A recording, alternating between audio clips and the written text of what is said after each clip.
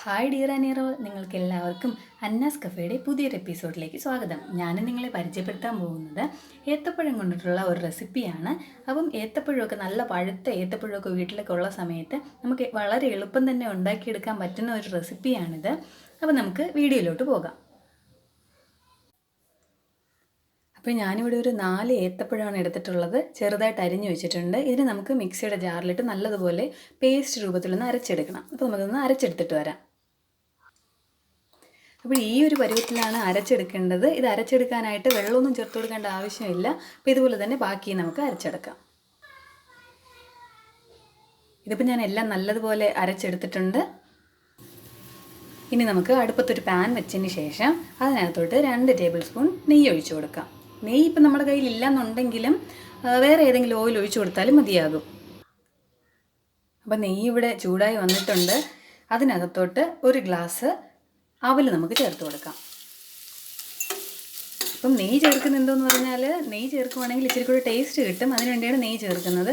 സാധാ എണ്ണ ചേർത്താലും ഒരുപാട് ടേസ്റ്റിന് വ്യത്യാസം വരത്തില്ല.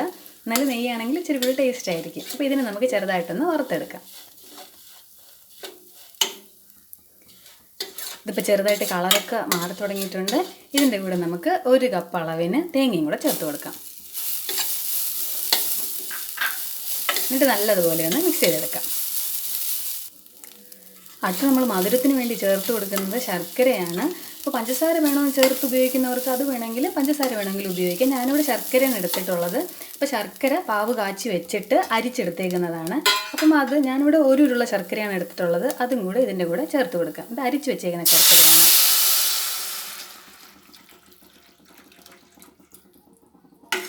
ഇതുകൂടെ ചേർത്ത് കൊടുത്ത് നല്ലതുപോലെ ഒന്ന് കുറുക്കിയെടുക്കാം നമുക്ക്.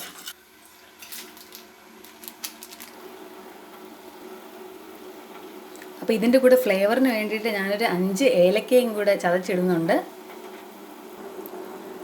അപ്പോൾ ഈ ഏലക്കയും കൂടെ ചേർത്തതിന് ശേഷം നമ്മൾ അടുത്തിടേണ്ടത് നമ്മുടെ മെയിൻ ഇൻഗ്രീഡിയൻ്റ് ആയിട്ടുള്ള പഴം തന്നെയാണ്. അപ്പോൾ പഴം കൂടെ നമുക്കിതിൻ്റെ കൂടെ ചേർത്ത് കൊടുക്കാം.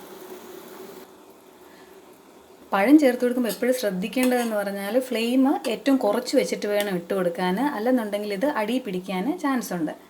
ഇത് നമുക്ക് മൊത്തം ഇതിൻ്റെ അകത്ത് ചേർത്ത് കൊടുത്ത് ഒന്ന് ഇളക്കിയെടുക്കാം. അപ്പോൾ ഇതിനെ നമുക്ക് നല്ലതുപോലെ ഒന്ന് ഇളക്കി യോജിപ്പിച്ചെടുക്കാം. ഈ പഴമൊന്നും കഴിക്കാൻ ഇഷ്ടമില്ലാത്ത കുഞ്ഞു പിള്ളേർക്കും അല്ല മുതിർന്നവർക്കാണെങ്കിൽ അങ്ങനെയും അവർക്ക് വേണമെങ്കിൽ എളുപ്പം ഉണ്ടാക്കി കൊടുക്കാൻ പറ്റുന്ന ഒരു ഈസി സ്നാക്ക് കൂടെയാണിത്. അപ്പോൾ നമുക്കിത് പായസം പോലെ വേണമെങ്കിൽ ഇച്ചിരി കൂടെ വെള്ളം കൂട്ടിയിട്ട് അങ്ങനെ വേണമെങ്കിലും എടുക്കാവുന്നതാണ്. അല്ലെങ്കിൽ നമുക്കിതിനെ നല്ലതുപോലെ കുറുക്കിയെടുക്കുകയും ചെയ്യാം. അപ്പോൾ നമുക്കിതിനെ ഒന്ന് വെള്ളമൊക്കെ ഒന്ന് ചെറുതായിട്ടൊന്ന് വറ്റിച്ചെടുത്ത് ഒന്ന് കുറുക്കിയെടുക്കാം.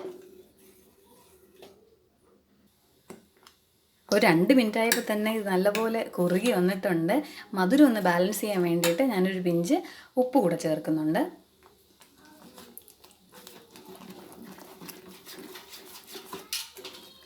ഓണ സമയത്ത് വേണമെങ്കിൽ ഇത് നമുക്ക് ഒരെണ്ണം പായസമായിട്ട് വേണമെങ്കിലും ഉണ്ടാക്കിയെടുക്കാവുന്നതാണ്. അപ്പം ലാസ്റ്റായിട്ട് ഞാൻ ഇതിൻ്റെ പുറത്ത് ഒരു സ്പൂണ് പഞ്ചസാര കൂടെ ചേർത്ത് കൊടുക്കുന്നുണ്ട്. പഞ്ചസാര വേണ്ടെന്നുള്ളവർക്ക് ഇത് സ്കിപ്പ് ചെയ്യാവുന്നതാണ്. ഒരു പഞ്ചസാരയും കൂടെ ചേർത്തതിന് ശേഷം നമുക്കിത് ഇറക്കാവുന്നതാണ്. ഇത്രയേ ഉള്ളൂ. നമ്മുടെ സൂപ്പർ ടേസ്റ്റി ആയിട്ടുള്ള പഴം കൊണ്ടുള്ള റെസിപ്പി ഇവിടെ തയ്യാറായിട്ടുണ്ട്. അപ്പം നിങ്ങളെല്ലാവരും ഇത് ട്രൈ ചെയ്ത് നോക്കണം.